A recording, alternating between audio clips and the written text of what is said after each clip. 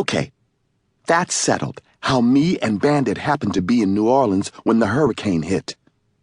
The other thing you should probably know is I'm what they sometimes call biracial or multiracial or whatever. White mother, black father, okay? Except if you go back to everybody who came before me, there's way more than two races. There's African and English and Saxon and Celts and Creole and Cherokee, and that's just for starters. I bet there's even some Chinese ancestors if you go back far enough. Turns out Trissy Jackson has strong opinions on the subject of race and color. Multiracial? No, that don't say it. That don't get the true flavor. You of mixed race, boy, she says, studying my face and humming to herself, which she does all the time. Yep, you mixed, same's me. Let me explain. My daddy was a light-skinned Negro. Call him High Yeller in his day. That was an insult. But he did think very high of himself, come to that.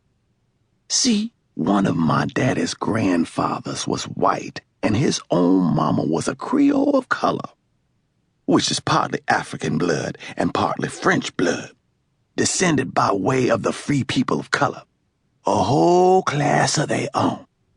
So you all kinds mixed together. But it don't matter who was my daddy's people. My daddy was colored because African blood made you colored. Even if half your ancestors was white, Them was the rules. Them was the laws. Sounds complicated, I know. But in the day, we all knew what was what. Who was who. Hardly nobody says colored now, I point out, in case she doesn't know, being so old. I just did, she says and laughs. For your information, colored was a polite word back then. When I'm speaking of when I was a little girl, long, long time ago. You and me, we got a lot of catching up. All your life and some that came before. Oh my, yes.